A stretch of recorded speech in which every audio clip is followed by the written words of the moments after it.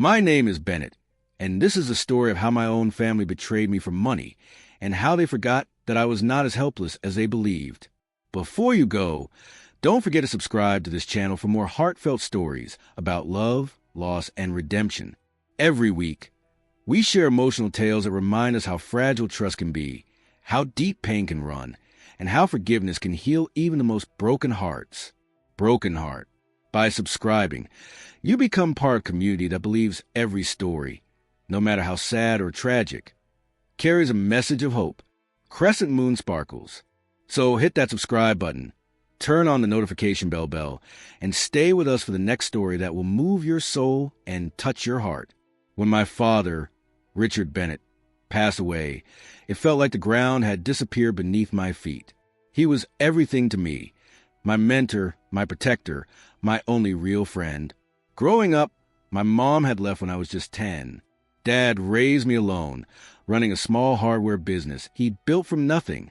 He wasn't rich, but he was smart and careful. Every dollar he earned, he saved, invested, and planned for the future. He used to tell me, "Liv, money doesn't define who you are, but it shows who people truly are." I didn't understand that lesson back then, but soon I would. After the funeral, my relatives gathered at my father's house, the place I grew up in. There was my Uncle Tom, my father's older brother, and his wife, Aunt Linda. They had always acted superior, living in a big house and driving fancy cars. Then there was my cousin Rachel, their daughter, beautiful, successful, and always cold toward me. I sat quietly while my uncle spoke to the lawyer handling Dad's estate. I wasn't expecting much, maybe the house, maybe some savings. But then the lawyer unfolded a thick envelope and cleared his throat. Mr. Bennett's total assets, including investments, business accounts, and life insurance, amount to $1.2 million. And per his will, the sole beneficiary is his daughter, Olivia Bennett. The room went silent. I felt my heart stop. Rachel's eyes widened. Aunt Linda's smile froze. Uncle Tom coughed awkwardly and said, That must be a mistake. Richard wouldn't leave everything to a 24-year-old girl with no experience. The lawyer looked calm. There's no mistake. Everything is to go to Olivia. He also appointed you, Mr. Tom Bennett, as a temporary executor, to help her manage the funds until she's ready. I didn't fully understand what that meant then, but I should have known that was the beginning of everything. The months after that were strange.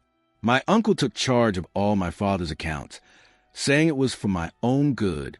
He told me the process would take time, that the money needed to be transferred properly. I trusted him. He was family after all, but then the excuses started. The investment's still tied up, Liv.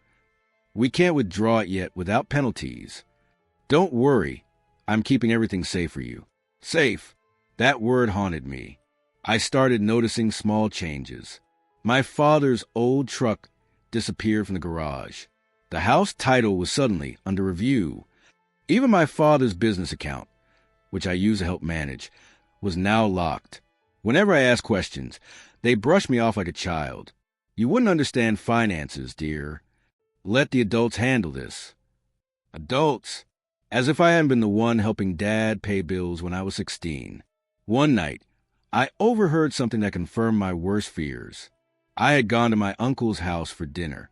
They acted unusually sweet. Too sweet.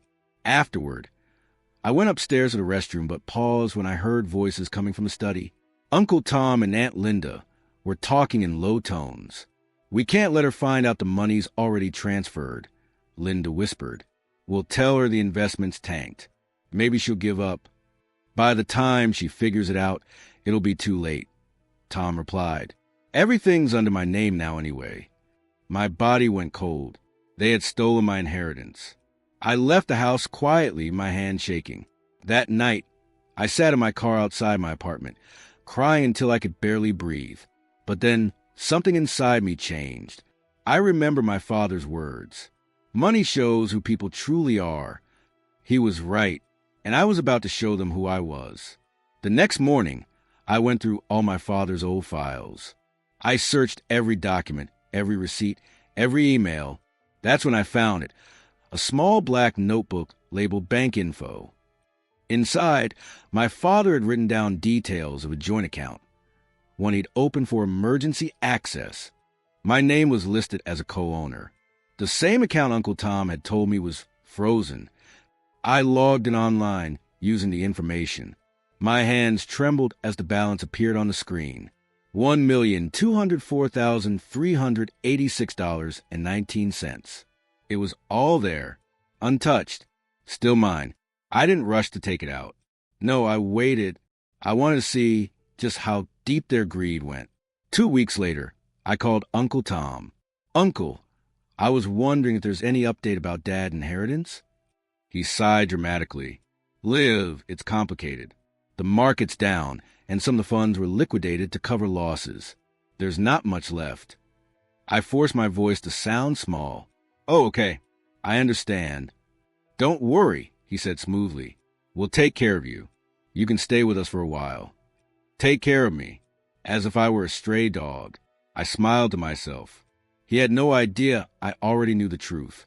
For the next month, I acted clueless. I visited them often, listened to their fake sympathy, even helped Aunt Linda with chores. Meanwhile, I quietly withdrew portions of the money, carefully, so they wouldn't notice. I transferred some to a new account under my own name and contacted the lawyer privately. It turned out the will gave me full ownership immediately. My uncle had no legal right to hold or touch any of the assets. The lawyer was furious when he heard what happened. He promised to look into it. But I wasn't done. I wanted them to feel what betrayal tasted like. A few weeks later, Uncle Tom called me. His voice was tense. Liv, we need to talk. There's been an issue with your father's account. Oh, what kind of issue? Well, he hesitated. The bank's been making errors. Some funds are missing. We're trying to fix it. I could almost hear the panic in his voice. Missing? I asked sweetly. That's strange, because I checked yesterday and everything seemed fine to me. Silence. You what? Yes, I continued calmly. The account's still there, with $1.2 million, under my name. The one Dad made sure I had access to. The line went dead for a second. Then I heard a shaky laugh. Olivia, sweetheart, there's been a misunderstanding. We were only trying to protect you. No, I interrupted. You were trying to protect yourselves. And then I hung up. Within hours, I received dozens of calls from them, voicemails filled with excuses, apologies, and fake tears. I didn't respond. Instead, I met with the lawyer again. He helped me officially remove my uncle as executor and file a legal complaint for attempted fraud. By the next week, the bank had frozen all of Tom's accounts pending investigation. When the lawyer informed them, Aunt Linda called me, sobbing. Olivia, please, we didn't mean to steal from you. We just thought you wouldn't know what to do with all that money. Then you should have trusted me, I said quietly, like Dad did. She hung up crying, but I felt nothing, just